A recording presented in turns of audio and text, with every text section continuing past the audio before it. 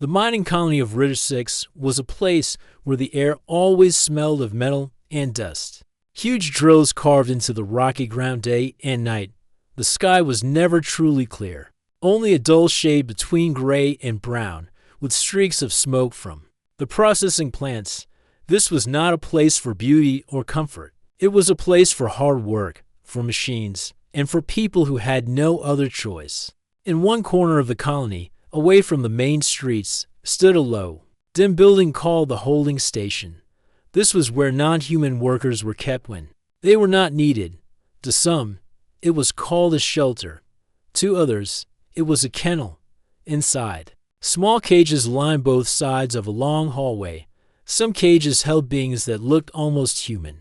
Others held creatures with feathers, scales, or soft fur. In the third cage from the back sat Mira. She was small compared to most of the others, with a slender frame and light brown skin.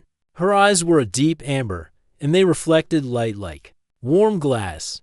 Once, long ago, she had walked under open skies, had eaten from clean plates, and had been part of a family. But here, in the colony, she was treated as if she was nothing more than an animal. Her bed was a thin mat in the corner. Her food came in a small metal bowl placed on the floor. The overseers did not speak to her except to give orders. Every morning, a door at the far end of the hall would slide open, and a guard would push a cart loaded with bowls. Each bowl had a number scratched into the side. Mira's number was 47.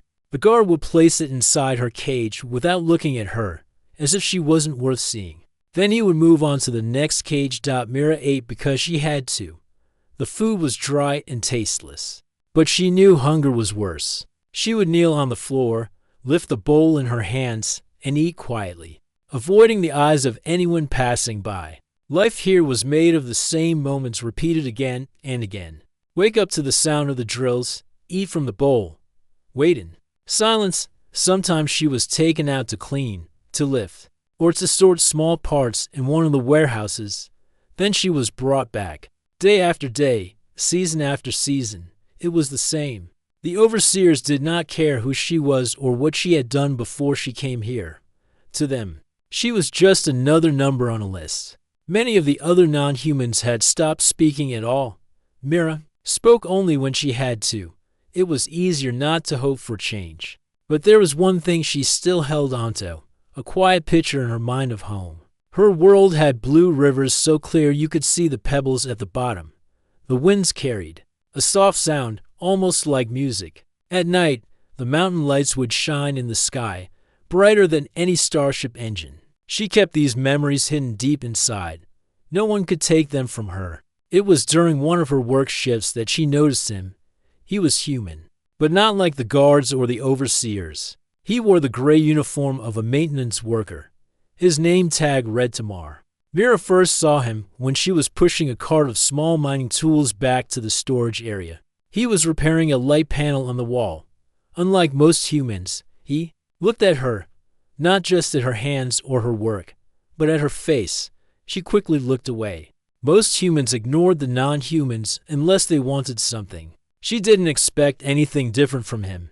But the next time she saw him, he gave her a small nod. It was a simple gesture, but it stayed with her longer than she expected. Over the next few weeks, she noticed him passing by the kennel hallway. Sometimes he would be carrying a box, sometimes a bag of tools. Always, he would glance at her cage. Sometimes he nodded again. Sometimes there was the faintest curve to his mouth, not quite a smile, but close. Mira didn't understand why this mattered to her. It wasn't as if a nod could change her life. But in a place where most people looked through her like glass, it felt different. It made her wonder if maybe, just maybe, she was still visible. One morning, after she had returned from a shift, she found a small object on the floor of her cage near the bars. It was round, red, and smooth. She picked it up slowly, almost afraid it would vanish. An apple. Her breath caught. Fresh fruit was rare in the colony, and she had not tasted it in years. She looked down the hallway, but the guard had already left. Then she saw Tamar, far at the end, walking away with a tool bag over his shoulder. He didn't turn back, but she somehow knew it was from him. She sat on her mat, turning the apple in her hands. It felt almost too precious to eat, but hunger and memory worked together. She took a bite. The taste was sharp, sweet, and full of a kind of life she thought she had forgotten. That night, as the drills echoed outside and the dim lights of the kennel flickered, Mira found herself thinking of that moment when Tamar had walked past her cage and left her something without asking for anything in return. It was small. It didn't change where she was or how she lived. But for the first time in a very long time, the picture in her mind of the rivers, the winds, and the mountain lights felt a little closer. She didn't know why Tamar had noticed her. She didn't know if he would speak to her. But she knew this. The world outside her cage had just shifted, even if only by the width of an apple. The next day, Mira waited without meaning to. She told herself she would not look for him, that she would not expect anything. On Ritter 6, expecting kindness was the fastest way to break your own heart. But still, when the sound of boots echoed down the hallway, she glanced toward the entrance. It was not him, just the usual guard with the food cart, sliding bowls into the cages one by one. Mira lowered her eyes and ate in silence. Hours later, she was sent to the outer yard to sort metal scraps for recycling. The wind outside was sharp, carrying dust from the mines. Mira worked quickly, keeping her head down. Out of the corner of her vision, she saw someone repairing the fence, the same gray uniform, the same steady movements. Tamar. He looked up from his work, met her eyes for a brief moment, and gave that same small nod. No words, no smile, just a quiet acknowledgement. Mira almost didn't nod back, afraid of what the other workers might see. Still, something inside her shifted, the way sand shifts in the wind. Over the next week, this became a pattern. Tamar passed the kennel hallway more often now, sometimes carrying equipment, sometimes walking empty-handed as if he was checking on something. Each time, his eyes would find hers, and he would nod. On the 6th day, something new happened. When the guard left after feeding time, Mira noticed a folded piece of cloth just inside the bars. She picked it up. It was a small square of fabric, clean and soft, the kind used to wipe hands or faces. Such things were not given to those in cages. She looked toward the far end of the hall. Tamar was walking away, his tool bag over his shoulder. Mira kept the cloth hidden under her mat. She didn't know why she kept it. Maybe to remind herself that someone had thought she deserved even this small comfort. The real change came 3 days later. She had been sent to help carry light supply crates to the storage shed. They were not heavy, but she still had to move carefully to avoid attracting attention. Inside the shed, she saw Tamar repairing a loose door hinge. This time, he spoke. "You're number 47, right?" His voice was quiet, as if he didn't want the words to reach anyone else. Mira hesitated before answering. "Yes." Tamar nodded and kept working. "The apple was for you?" She froze. "Why?" He didn't look at her. "Because you looked like you needed it." Mira wanted to say that everyone here needed it, that kindness was dangerous, that people who cared too much ended up punished. But the words caught in her throat. Instead, she said, "Thank you." He glanced up for the first time and met her eyes fully. There was no pity there, only a quiet steadiness, as if he was telling her without words that he saw her as more than a cage number. After that day, the moments between them became a thread running through Mira's days. Sometimes, when the guards were far enough away, he would slip her a piece of bread, a slice of fruit, or even a cup of clean water that tasted better than anything from the kennel taps. Other times, they would speak briefly about small things, the weather on the colony, the repairs he was making, or a broken vent in one of the warehouses. Mira never told him much about herself, not yet, but she found herself listening for his steps, watching for the gray uniform that meant a moment of warmth in an otherwise cold day. One evening, as the sky outside turned the color of rust, Mira sat in her cage with her knees drawn up. She had just finished the stale food from her bowl when Tamar passed by. He didn't stop, but as he walked, something small slid from his sleeve and landed near her cage bars. It was a tiny folded paper. When the hallway was empty, Mira reached for it. Unfolding it carefully, she found a simple drawing, a river, with mountains behind it, sketched in quick, rough lines. It was not perfect, but it made her heart stop. It looked almost like home. The next day, during her work shift, she gathered the courage to speak more than a single sentence to him. They were in the supply area again, with no guards close by. She held the paper in her hands. This, she said softly, is where I come from. Not exactly, but close. Tamar leaned against the wall. I guessed, you don't belong in a cage. Mira lowered her voice. Here, belonging doesn't matter. He didn't answer right away. When he did, his tone was firm. It matters. To me, those words stayed with her long after she returned to the kennel. She lay on her mat in the dim light, holding the drawing. She did not know what he meant by them, or what he planned to do, if anything.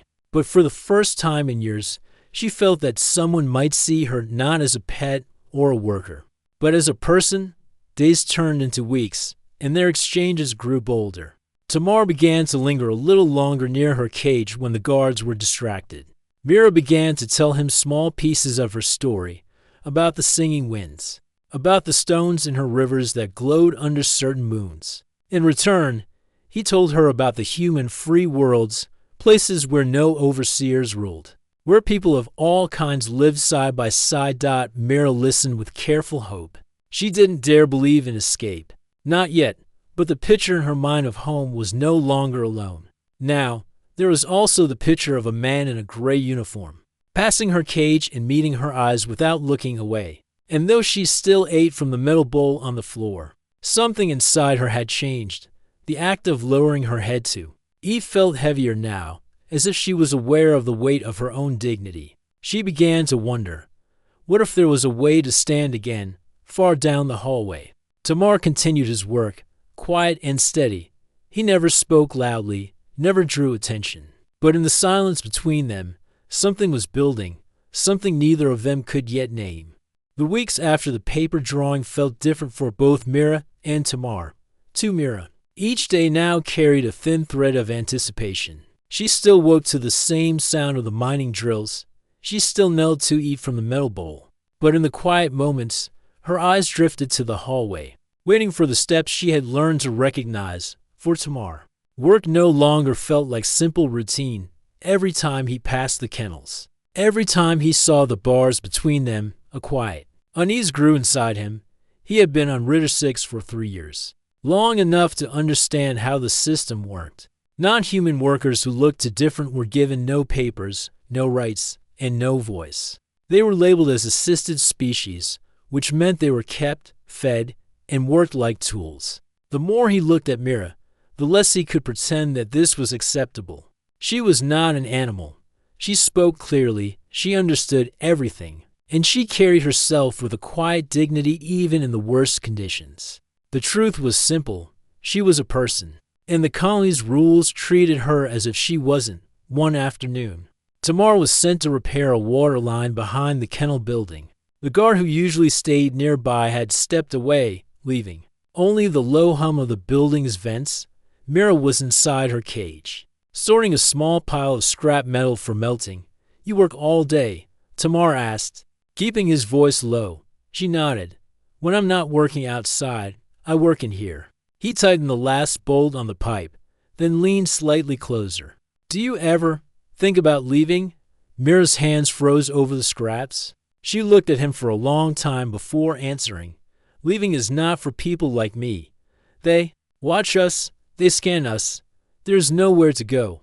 Tamar hesitated, then said, what if there was a way? She gave a small, almost sad smile. Then I would still be afraid to believe it. That night, Tamar lay awake in his small workers' quarters, listening to the distant thrum of the mining machines. He had never broken the colony's rules before, but the thought of Mira spending the rest of her life behind those bars made the rules feel smaller than they once did. The first step came without planning. 2 days later, when he passed by her cage, he noticed her food bowl was still half full. The dry rations sat untouched. She was sitting against the wall, looking tired. Not hungry? He asked quietly. It tastes like dust, she replied. I eat it when I must. Tamar glanced around. No guards in sight. He reached into the small satchel he carried and pulled out a flat package wrapped in cloth. Inside was a piece of soft bread from the human mess hall. He slid it through the bars. Mira blinked at it, almost in disbelief. Why? She asked again, just as she had with the apple. Tamar met her eyes. Because I can. She took the bread slowly, holding it as if it might vanish. When she bit into it, her expression softened in a way he hadn't seen before. From then on, he began finding small ways to make her days better. A clean cloth to wipe her hands. A piece of fruit hidden inside a tool case. A cup of warm tea when the outside wind was sharp. None of these acts were grand, but they were quiet rebellions against the way things were supposed to be. One afternoon, while repairing a broken door near the storage shed, Tamar asked, "What was your home like?" Mira's voice grew softer. The rivers were clear. The wind sang through the mountains. My people traveled together. No one was left behind. Tamar listened, picturing it. He had grown up in a crowded city on a free world planet, busy streets, tall buildings, and bright lights. It was nothing like the world she described. But he understood the feeling of belonging to a place. She looked down at her hands. I do not think I will see it again. The words hit him harder than he expected. He wanted to say she might be wrong, but he stayed silent. He didn't yet have a plan, and promises without plans felt hollow. That evening, as he walked back to his quarters, he passed a group of guards talking near the mess hall. One of them mentioned that a cargo transport would be leaving for the human free worlds in 2 weeks. Tamar's steps slowed. Transports were heavily guarded, but they were the only way off Ritter 6 without being noticed by the patrol ships in orbit. A thought began to take shape in his mind, risky, dangerous, and almost impossible, but it was more than he had before. The next morning, Mira noticed something different about Tamar. His usual calm was still there, but his eyes carried a quiet determination. He didn't speak of it yet, but she could sense he was thinking about something important. Later that day, during her shift in the supply shed, he spoke in a whisper. "I'm going to look into something. If I can make it work, you need to trust me." Mira studied his face. "Trust is heavy here. If you drop it, it breaks." "I won't drop it," Tamar said simply. She didn't answer, but she didn't look away either. That night, Mira lay on her mat, thinking about what he had said. She had seen people make promises before. Guards who said they would bring better food, overseers who said they would move someone to lighter work. Those promises had always vanished like smoke. But Tamar was different. He never spoke unless he meant it, and every small act he had done for her so far had been real. Still, she told herself not to hope too much. Hope could lift you, but it could also drop you from greater heights. Far across the colony, in his dim quarters, Tamar was already sketching out the beginnings of a plan, and for the first time in years, he was ready to bend the rules. The storm came without warning. On Ritter 6, storms were not like the ones on gentle worlds with rain and soft thunder. Here, they came with winds so sharp they could tear metal sheets from rooftops, carrying dust that bit into the skin. The colony. Alarms blared, and workers were ordered to shelter indoors until it passed. The outer gates clanged shut, sealing the mining yards in a dull, metallic echo. Inside the kennel building, the wind howled through the cracks in the walls. The lights flickered, dipping the hall into momentary darkness before glowing weakly. Again, Mira sat on her mat, hugging her knees, the sound of the storm pressing against her ears like a weight. Tamar had been in the East Maintenance Wing when the alarms started. Most workers stayed where they were during storms, but Tamar's path back to the shelter brought him close to the kennel hallway. As he reached it, the building shuddered under a gust, and the lights dimmed again. He paused in front of Mira's cage. She looked up at him, her amber eyes catching the faint light. "Are you safe?" he asked quietly. She nodded once, though she could see from his expression that he didn't believe her. Tamar glanced down the hall. The guard who usually patrolled during bad weather was nowhere to be seen, likely taking cover in the control room. Outside, the storm masked most other sounds. It was a chance. Tamar's fingers brushed the keyring on his belt. He had never opened her cage before. He had thought about it, yes, but thinking and doing were two different things. Now, with the storm hiding his movements and the guards distracted, the weight of the decision sat heavy in his chest. He looked at her again. If I open this door, will you trust me enough to step out? Mira stared at him. Why? Because you deserve to walk on your own feet, he said simply. She hesitated. Leaving the cage without permission was dangerous, punishable by isolation or worse. But something in his voice told her this moment would not come again. Slowly, she stood. Tamar slid the key into the lock. It turned with a soft click. He pulled the door open just wide enough for her to slip through. For the first time in years, Mira stepped beyond the bars without a guard pulling her. She stood upright beside Tamar, her heart pounding. The air outside the cage smelled faintly different, less of metal and more of the dust from the storm. Tamar held out his hand. She hesitated only a moment before taking it. His grip was warm and steady, grounding her in the unfamiliar space between freedom and danger. They moved quickly down the hall, their steps quiet on the metal floor. The flickering lights above cast their shadows in broken pieces along the walls. The storm outside roared like a living thing, covering the sound of the cage door closing again behind them. Tamar led her through a narrow service corridor that ended at a small maintenance room. Inside, tools hung neatly on the walls, and a low table stood in the center. There was no one else here. The hum of the vents was softer, almost drowned out by the steady rhythm of her own breathing. Sit, Tamar said, motioning toward a chair.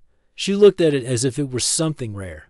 The last time she had eaten at a table, she had been a child in her home village. Slowly, she sat, her back straight, her hands resting on her knees. From his satchel, Tamar pulled out a small container of bread and a bowl of thick soup, still warm from the workers' kitchen. He set them in front of her, not on the floor, but on the table.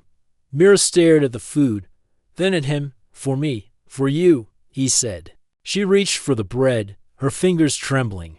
When she took the first bite, the warmth spread through her chest. The soup was rich and full of flavor she had almost forgotten existed. She ate slowly, as if to make it last. Toma sat across from her, not eating, just watching. You shouldn't have to kneel on a cold floor to eat. You shouldn't have to live in a cage. Her eyes lifted to meet his. But I do. Not always, he said quietly. Not forever. The storm outside shook the walls again. The room felt small, but to Mira, it was a space wider than anything she had known on this colony, because here, she was not number 47. She was someone sitting at a table, eating from a plate, with her head held up. When she finished, Tamar gathered the dishes and tucked them away. We should go before someone notices.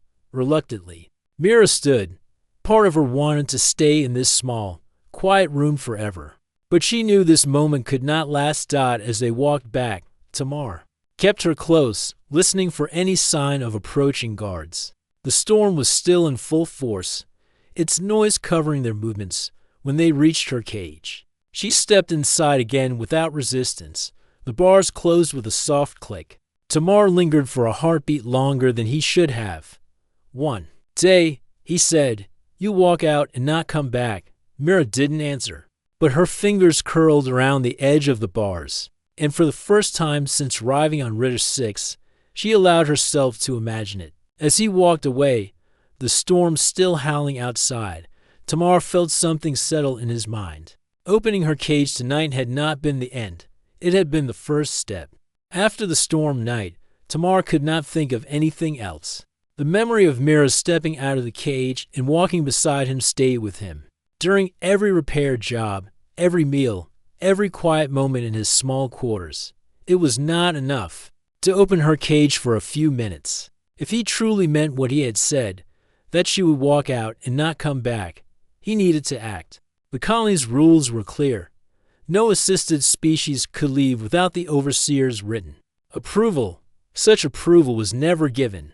The only way out was through the guarded cargo transports that left the colony every few weeks. These ships carried processed metals to the human free worlds, and once they reached open space, No one cared who was aboard. Toma or had overheard the guards speaking about the next transport. It was scheduled to leave in 6 days. That gave him less than a week to figure out a way to get Mira aboard without alerting the scanners. He began by studying the freight schedules. As a maintenance worker, he had limited access to the logistics terminal and the storage wing.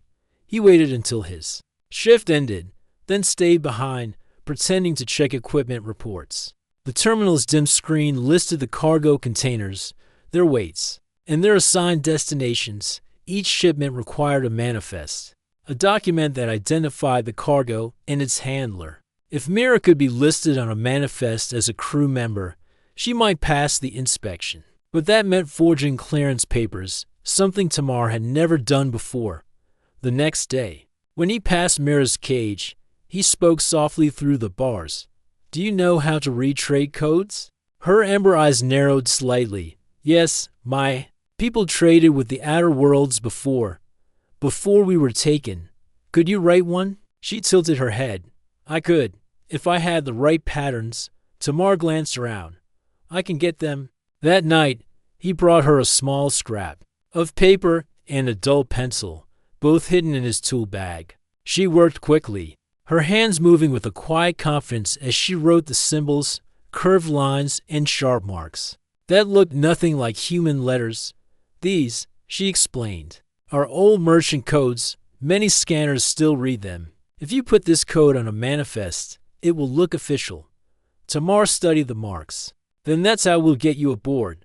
Over the next few days, their plan took shape. Tamar would add her name, not her real one, but a human-sounding version, to the manifest of a small maintenance team assigned to the transport. She would be listed as a technical advisor for navigation systems. If anyone asked, she would keep her head down and let him speak. To make it work, they needed to time everything perfectly. The night before departure, she would be taken from her cage during the late shift. When the guards were tired and less alert, they would move through the service tunnels to reach the freight yard where the cargo was loaded. Once aboard, the ship would leave within the hour. Every detail had to be exact. On the 4th day, Tamar managed to slip into the overseer's office during a repair job. While pretending to check the wiring, he copied a blank clearance form from the console's archive. That night, in his quarters, he filled it in with Mira's false name and the trade code she had given him. He signed it with a forged stamp taken from an unattended desk in the storage wing. It was risky, but the document looked real enough. On the 5th day, he told her, "Tomorrow night, be ready." Mira didn't answer right away. She sat on her mat, her hands clasped together. "If this fails, you could lose everything." Tamar met her gaze. "If I do nothing, you lose everything." The quiet between them said more than words could. That night, Tamar barely slept. He went over the plan again and again, looking for weaknesses. The only real danger, aside from being caught, was the final checkpoint at the freight ramp. If the guards scanning the manifest decided to inspect Mira more closely, everything could fall apart. The next day passed slowly. Tamar worked his shift as usual, repairing a damaged air filter and checking the lighting systems in the main yard.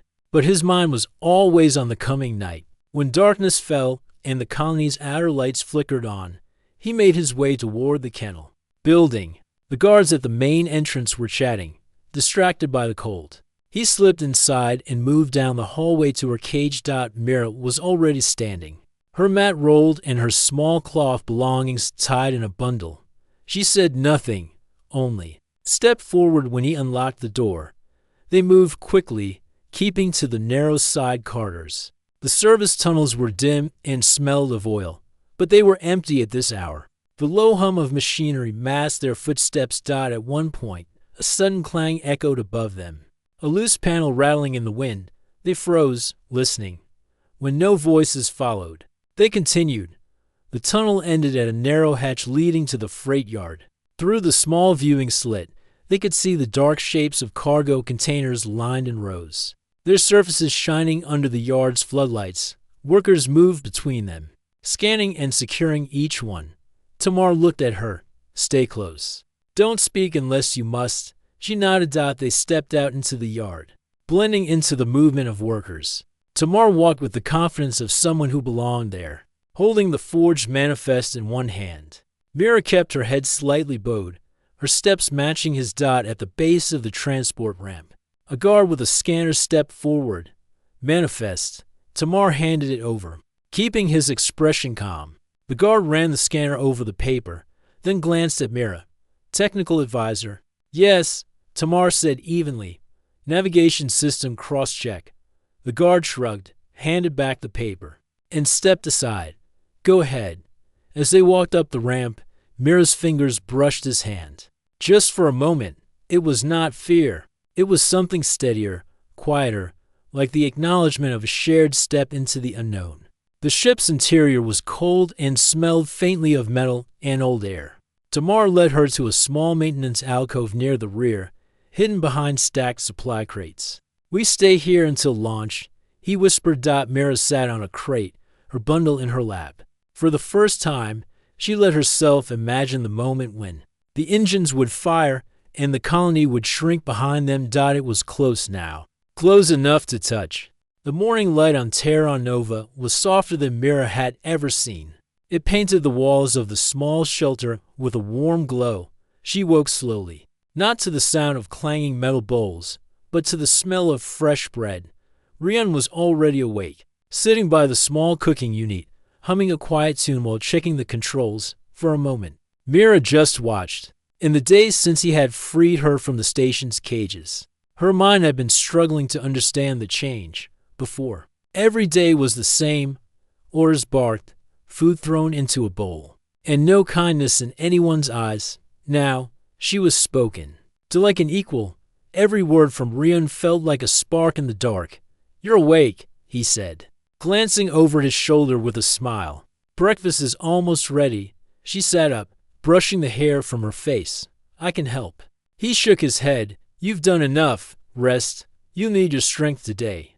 Her eyes narrowed slightly. Why? What's today? Rian set down the cooking tools and came to sit beside her. Today we meet others, people who are not from the station. People who need to know what was happening there. The thought of strangers made her heart quicken. She had spent so long in a place where strangers meant danger. Can they be trusted? Rian looked serious now. Some can, some may not, but I think these ones will listen. They ate in silence for a few moments, the fresh bread warm in her hands. Then Rian packed a small satchel and handed her a light coat. It might be cold in the valleys. The path down from the shelter wound through fields of silver grass. Mira could feel the wind against her face, carrying scents she could not name. Every step reminded her she was far from the metal walls of the station. Still, there was a part of her that stayed tense. Freedom was new, and the past still clung to her thoughts. At the edge of the valley, a small settlement came into view. Simple homes built from local stone stood in a wide circle, and a few people worked in the open space at the center. They looked up as Rian and Mira approached. One woman stepped forward, her hair streaked with gray, her eyes sharp but kind. Rian, she said, it's been a while. Too long, Lyra, Rian replied. This is Mira. She was kept on the station. Lyra's expression changed instantly. She looked at Mira not with pity, but with a quiet understanding. You're safe here, she said. No one will treat you as less than human. Mira didn't know what to say, so she just nodded. For the rest of the morning, Rian and Lyra spoke with others in the settlement. They discussed the station's cruelty, the way people were treated like property, and the danger it posed to more than just those trapped inside. Mira listened from the side, piecing together a bigger picture. The station was not just a single place, it was part of a network, a chain of control stretching far beyond the stars she could see. Later, when the meeting ended, Lyra pulled Rian aside. Mira stayed back, but she could still hear some of their words. You can't take on the whole network alone, Lyra warned. If they find you, they'll take her back. They won't find us, Rian replied firmly, and I'm not alone. Not anymore. That evening, as they walked back through the silver grass, Mira finally spoke. Why risk so much for me? You didn't even know me. Rian didn't slow his pace. Because you didn't deserve to be treated like that. No one does. And because someone has to take the first step. She looked down at her hands, remembering how they had once been tied, forced to hold nothing but a metal bowl on the floor. Now she was carrying her own small pack, walking beside someone who saw her as equal.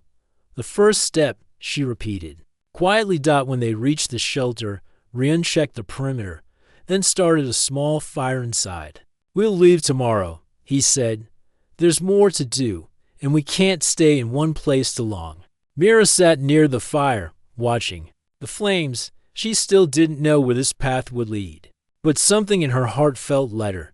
She was no longer only surviving. She was moving towards something, toward people who cared, toward a life that was hers. Before sleeping, Ryan handed her a small object. It was a simple wooden carving of an open hand. A friend gave me this a long time ago, he explained. Said it means you're never alone, as long as you keep moving forward. Mira closed her fingers around it. Then I'll keep moving. The night outside was quiet, the stars sharp against the black sky. Somewhere out there, the station still turned in its orbit, and others like her still ate from metal bowls on cold floors. But for the first time, Mira felt she might be able to change that, not alone, but with someone who had already lifted her up. The air on the rebel ship felt heavy as Mira stood near the main viewing screen. Stars drifted silently in the dark, but her thoughts were far from peaceful. The last few days had been a blur: escape, loss, and decisions that would change her life forever.